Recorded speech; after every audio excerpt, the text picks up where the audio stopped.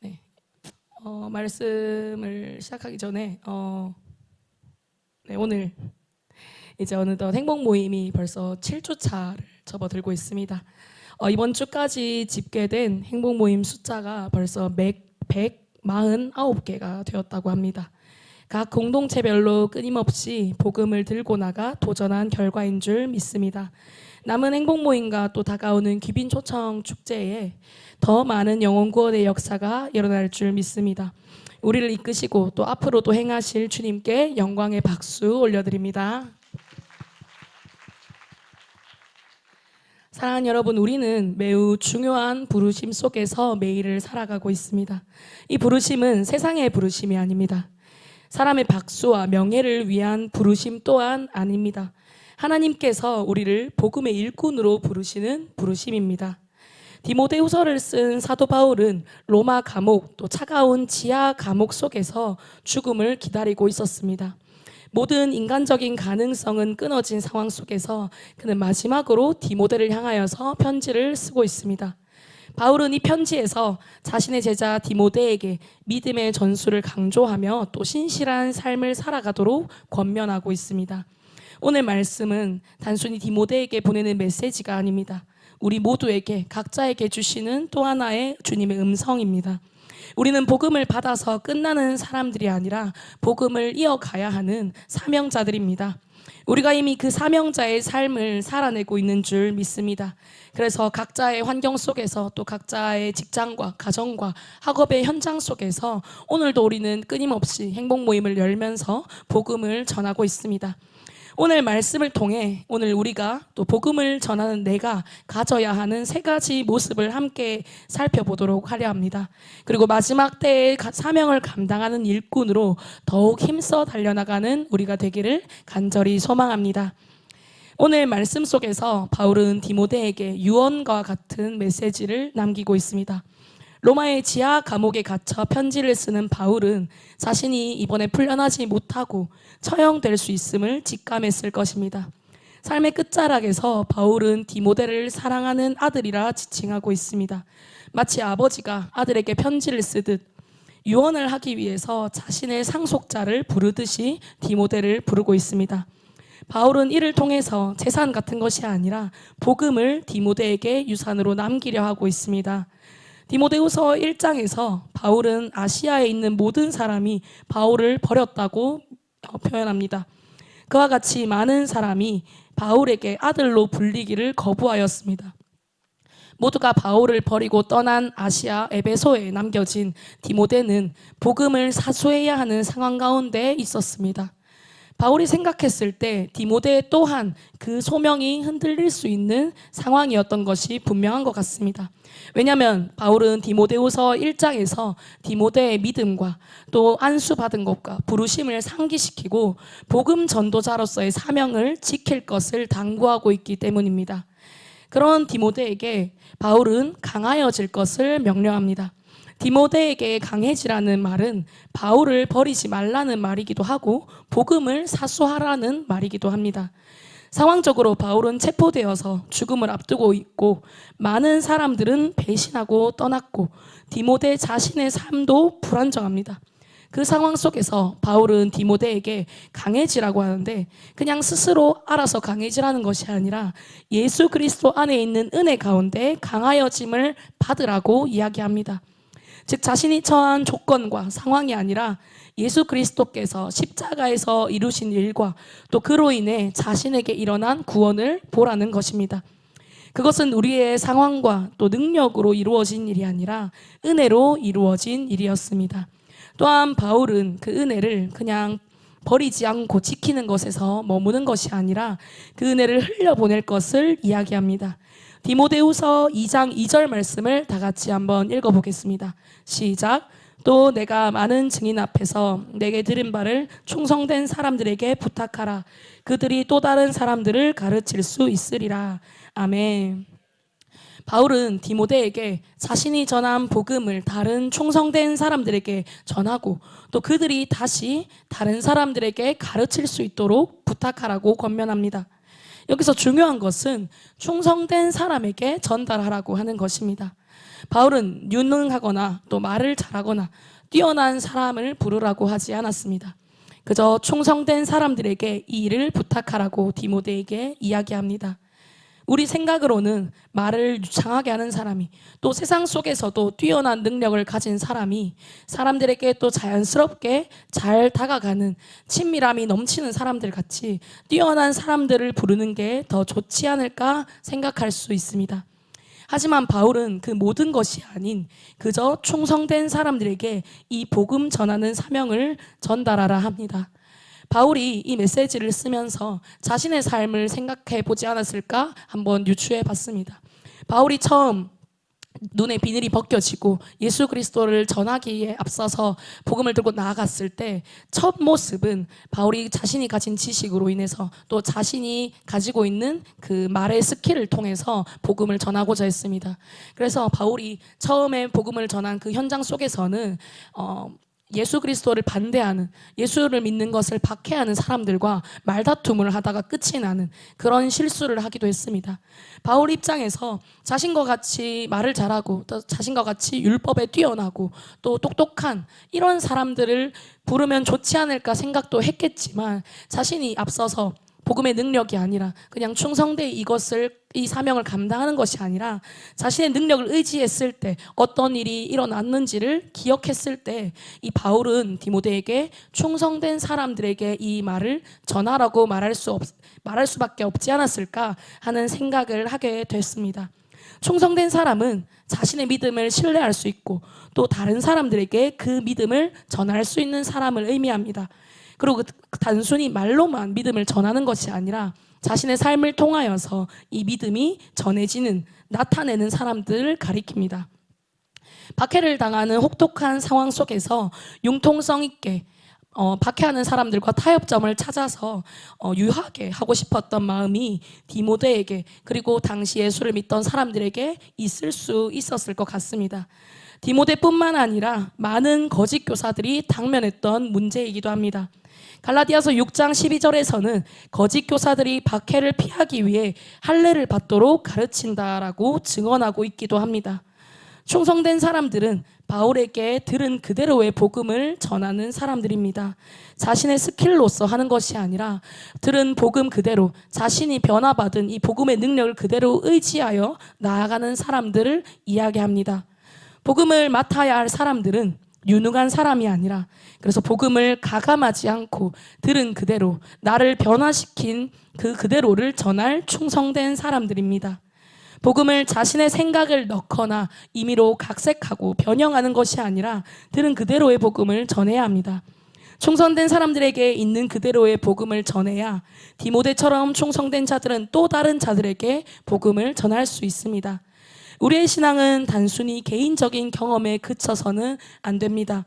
우리가 훈련받듯이 우리의 믿음은 또 우리의 신앙은 우리의 걸음은 다음 세대에게까지 계속해서 전달되어야 합니다.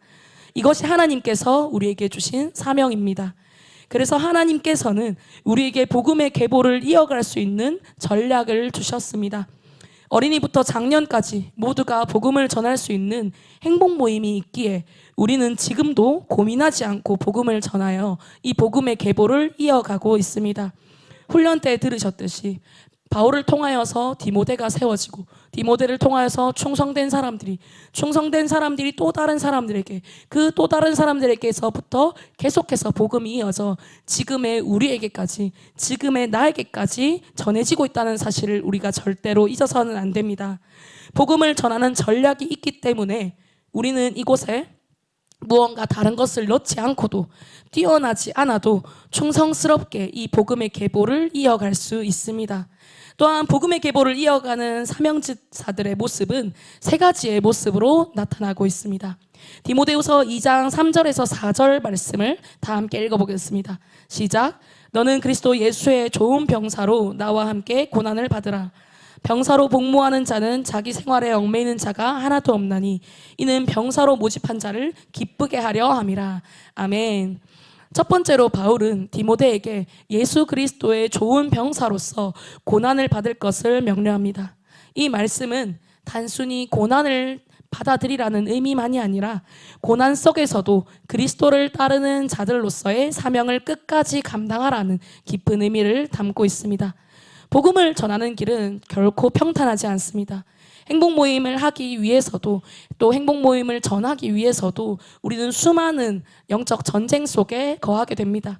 예수 그리스도를 따르기로 결단한 그 순간부터 어쩌면 우리는 세상과의 싸움, 죄와의 싸움, 그리고 영적 전쟁, 그리고 가깝게는 나 자신의 싸움에서 계속해서 이 전쟁들을 경험하게 됩니다. 그러나 고난 속에서도 우리는 그리스도의 군사로서의 소명을 잊지 말아야 합니다. 고난은 나를 성장시키는 중요한 과정이며 그리스도를 따르는 자로서 당연히 겪게 되는 일입니다. 우리는 그 고난을 두려워하지 않고 예수님과 함께 나아가야 할 줄 믿습니다. 하나님께서는 그래서 우리에게 우리가 감당할 수 있는 시험만을 허락하신다고 이야기하십니다.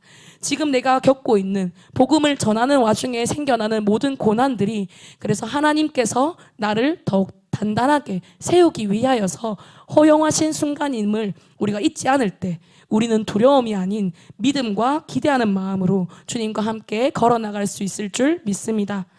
바울은 군인의 삶을 예로 들며 세상의 유혹에 얽매이지 않고 오직 그리스도의 길을 따르라고 이야기합니다.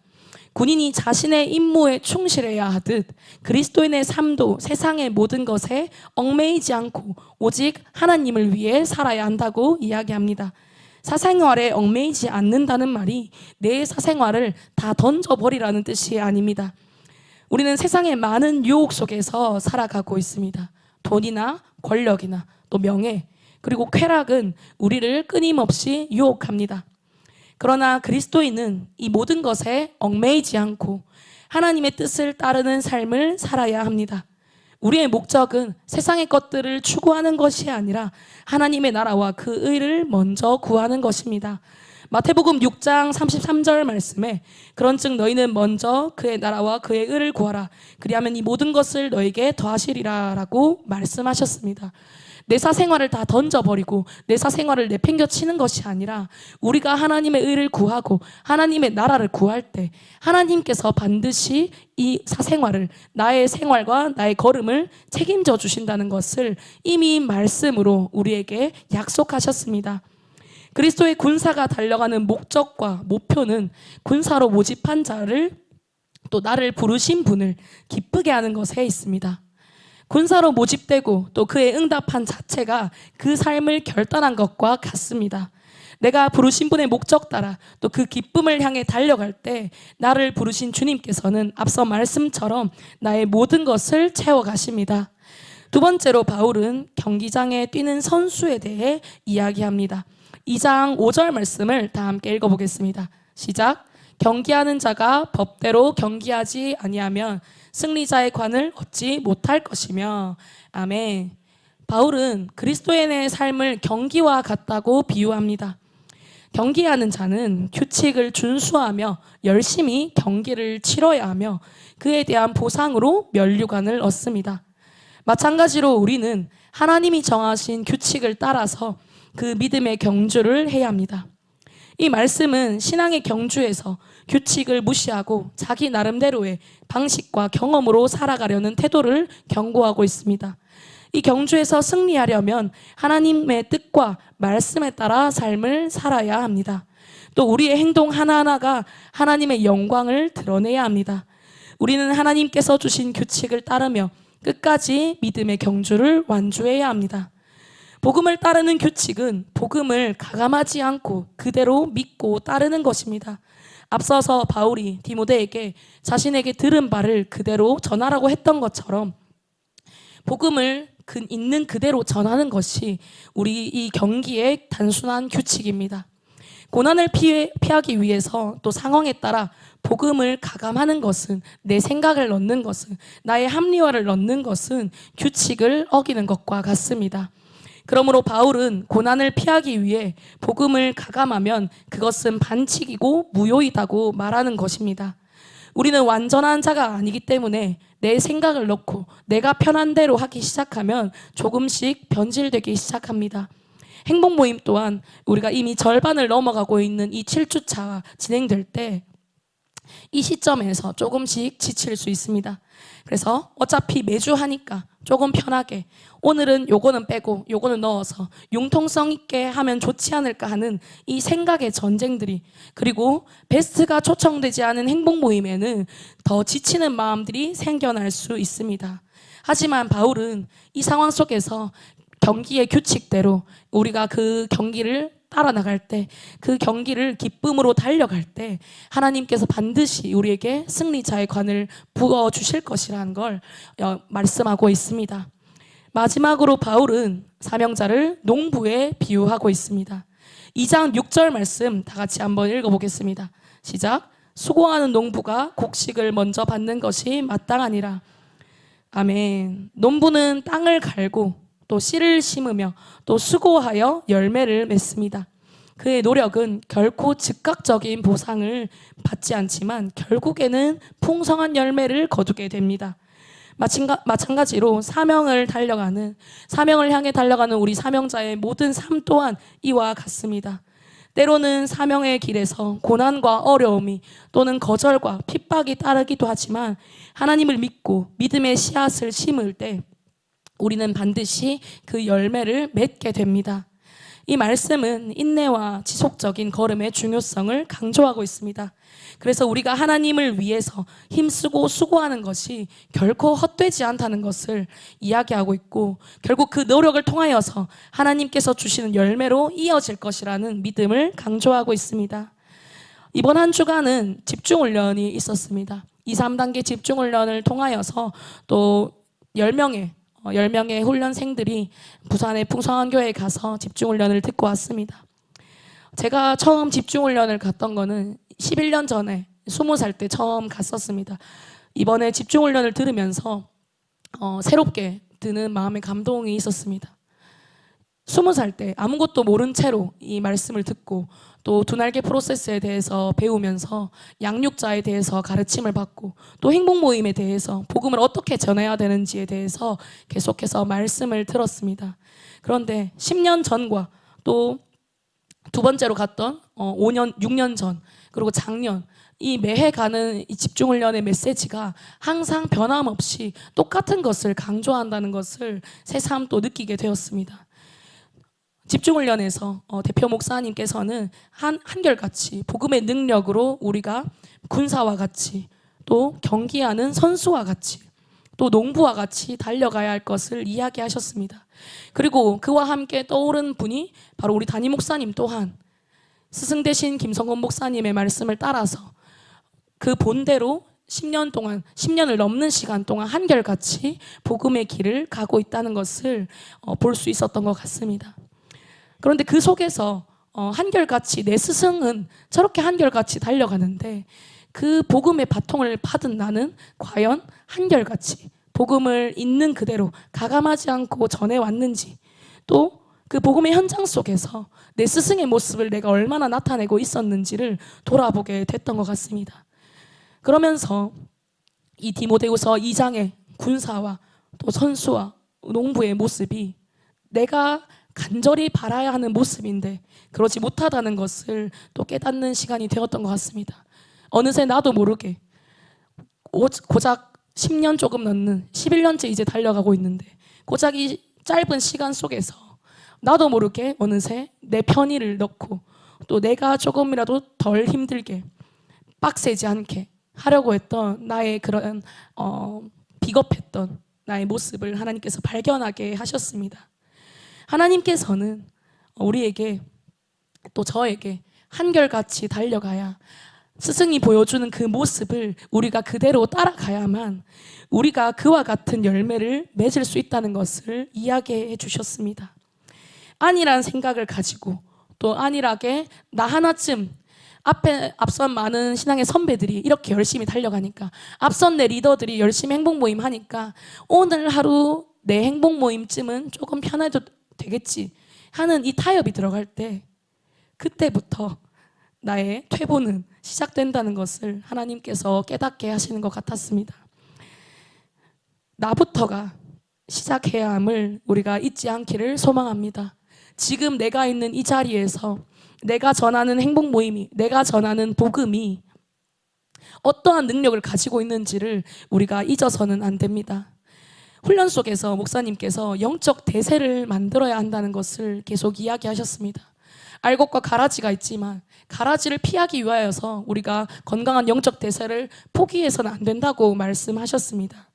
영적 대세를 만들기 위해서는 우리가 이전 같은 모습으로, 나의 본능 같은 모습으로는 나아가서는 안 됩니다.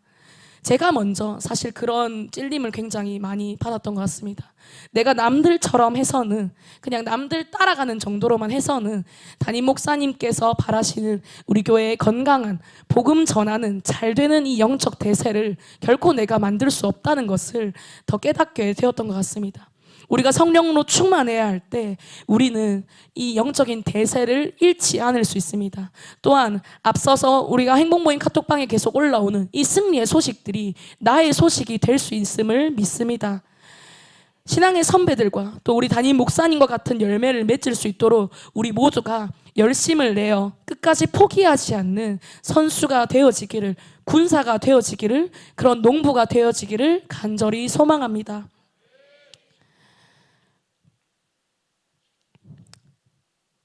부르신 자를 기쁘게 하고 사생활에 얽매이지 않은 군사처럼, 또 기쁨으로 부름의 상을 향하여 달려가는 선수처럼, 또 때로는 하나님의 때를 기다리며 인내해야 하는 농부처럼 우리가 묵묵히 달려갈 때 하나님께서는 더 놀라운 영혼 구원의 역사를 지금도 이뤄가실 것을 믿습니다.